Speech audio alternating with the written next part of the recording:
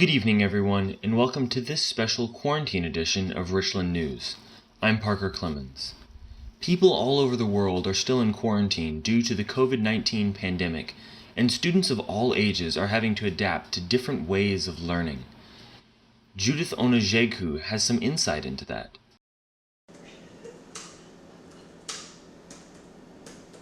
22 years old Oluwatomiwa Oderinde is a freshman international student at Richland Community College. With a major in gaming and animation technology, he identifies with the struggles of virtual classes, noting that he would have excelled better in a physical classroom. It's a difficult change process for me because I prefer taking classes in school, face to face with the lecturer, so I could ask questions and get to understand stuff even more.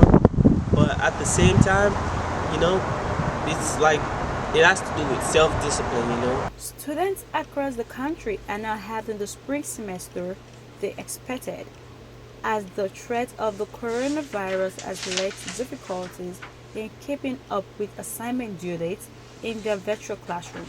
Been hard, it's really hard to cope and get what you're asked to do online. So you have to be disciplined here to get what your teachers ask you to do, and for you to meet the school's deadline of when to submit and how to do the work. A substantial research base developed by Carl Alexandra, a sociology professor at Johns Hopkins University, shows that students, especially students with fewer resources at home, learn less where they are not in school.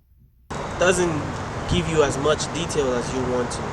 As much as you would like to learn, you don't get that from online classes, Or when you're in class and you listen to what the lecturer is talking about, and then you get these ideas that you want to ask right there and then. It's a very different change, and I believe that online classes don't do a lot, to be honest. For the Richland Chronicle, I am Judith Onajegu. Online classes will continue throughout the summer, and it is still unsure what the next fall will look like. In preparation for whatever comes next, some students are using this quarantine time to hone some of their household skills. Angela Lee has more on one such student. Alex Lee plans on majoring in business this coming fall, but for now, he's becoming an expert in the kitchen. His YouTube feed is now comprised of basketball, current events, and recipes. He even has a list saved of inspired dishes and took a few off as we spoke. I did twice baked potatoes. I make a lot of Italian food. I've made lasagna, pizza, carbonara, dishes like that. Tonight is no different. He'll be making an Italian pasta. It's an Italian dish called aglio e olio. But what does aglio e olio mean? Oh, so aglio e olio means garlic and oil in Italian. True to its name, you'll need garlic, olive oil, red pepper flakes, a pasta, he recommends spaghetti, lemon juice, and Parmesan cheese. We only have this pre-grated cheese right now, though. Give it a good toss before you add parsley to finish it off. Aglio e olio now joins his other creations. Stick around to see how he'll incorporate his backyard. The parsley you just saw was store-bought, but that's all going to change soon enough. He's currently growing some basil, parsley, and rosemary, all inspired by the quarantine. From Richland, this is Angela Lee. One such cooking show has even made it to the trending page on YouTube and has over 100,000 views. While some people have taken this time to develop new skills, others are using their existing skills to fight the virus however they can. One such woman has used her extra time to create dozens of face masks, and reporter Erica Ayala has more on her. Since the shelter-in-place order, Irene Retis has started her day like many others. Coffee, a quick bite, and it's straight to the sewing machine. In the necessity that we don't have it in the stores. Everybody was looking for it. And I decided to try to make one. I need to help. I feel like I can do something for other people. Irene had made just a few masks for herself and family members working during this time, but several people have reached out in need of these homemade goods. Every time I see people in the stores or at this stop where I stop in, I have my bag full of masks and I give them one or whatever they need. Irene has also sent several of her masks to an Illinois hospital where many healthcare workers have been using the same N95 mask since the beginning of April. They actually just changed it recently, the past few days, where every hospital employee has to have a mask when you're walking in. We have masks or N95s when we get here, but we don't have any personal ones. So that really helped out. A couple of my coworkers didn't have anyone to make them for them.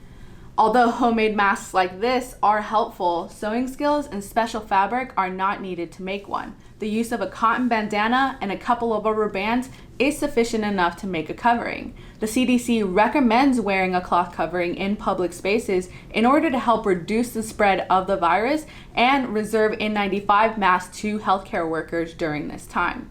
For the Richland Chronicle, I'm Erica Ayala. For more information on how to make your own face mask, visit cdc.gov or visit dallascounty.org for more information on the coronavirus here in our city. Individuals are not the only people working to fight the coronavirus. I had the opportunity to sit down with Caitlin Mullins, the leader of a refugee organization here in Dallas, to see how they are making a difference. The first question I have is for the people who don't know, what is For the Nations and what do they do? For the Nations is an organization that serves refugees, and our mission is to provide practical help while also sharing the gospel. So we're a Christian organization, but we provide practical help with mainly under the umbrellas of either education or family services. So education includes English literacy, citizenship, and GED classes for adults, and then preschool, after school, and summer programs for kids. And then family services is like extended casework for people new in the country. For them to do kind of anything they need to do. Find the doctor, go to the grocery store, sign their kids up for school, get immunizations, apply for a job, anything like that. All the sorts of things that wouldn't be obvious to someone who's brand new in this country. Exactly. And how has that changed with COVID? So a lot of our normal programs aren't able to happen right now with restrictions on numbers of people together, and a lot of our things have a lot of people. So instead of doing things in person, we're having to do a lot of things over the phone. We've helped a lot of families set up like online and homeschooling with their children through like video calls and things like that. And then we also have an emergency relief fund that helps provide $500 a month for families who have lost their jobs because of coronavirus and need just like money to pay for basic things like food, rent, utilities, things like that. So we're able to help like 23 families in April, and we'll be able to help, I think, 32 in May. So, and we're continuing to raise funds for that to be able to help families directly. So we're kind of doing that. And then we also have all of our lessons are on YouTube and Facebook. So everything is streaming that we would normally be doing in person, like English, Bible lessons, kids lessons. It's all on our YouTube channel and on Facebook so that anybody with a device, which most people do have, can watch those from home. So that's kind of how we've adapted for the time being. Oh, and we're also doing drive-through days where we pass out basic needs for the community: food, diapers, books, things like that, to refugees as they just like drive through our kind of front entrance, and we pass those things out. So we're doing those once a month. That's awesome. Trying to stay as safe and yet still do as much as y'all can. Exactly. One last question. What can people do to help both now and going forward? So to help For the Nations during the time of coronavirus, there's a couple of main ways. I mean, a big one is just giving. So you can give to the Emergency Relief Fund, and that goes directly to families to help them pay for food, rent, and basic needs. Or you can give, we have lots of in-kind items that people can donate. So we've collected dry goods like flour, rice, beans.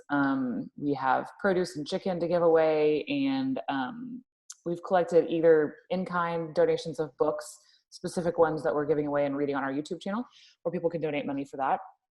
So those are the main ways right now to help, just because the human-to-human contact needs to stay limited. So there's not a lot of in-person things to do, mostly donations of money and in-kind things. And we've also had a couple of volunteers who've worked with our organization for a long time who are like calling families once a week to help tutor their kids. So a lot of our parents don't speak English that well, and so they're not really able to teach their kids, like a native English speaking parent would be able to while we're doing school at home. So another way is just by doing some like FaceTime tutoring, basically. And then normally, that's kind of during coronavirus. Normally, we have lots and lots of volunteer opportunities throughout the week. So we basically run programs Monday through Friday from 8:30 to 6:30. And we have volunteers at all of those. So volunteers usually come once a week for 2 hours, and they either help in an English class or in a children's class or in an after school capacity. And they help do things like speaking English in small groups with refugees, or tutoring kids, helping with homework, helping the preschool teacher with preschool class. And we have those volunteers, usually about 90 a week, who come for 2 hours. So there's lots of opportunities there too.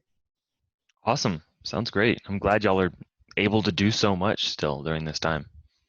And again, if you would like to help For the Nations, you can always donate online at ftnro.org. It's always good to see the ways that people are using their free time to both better themselves and help fight this global pandemic. Thank you for watching this special quarantine edition of Richland News. I'm Parker Clemens.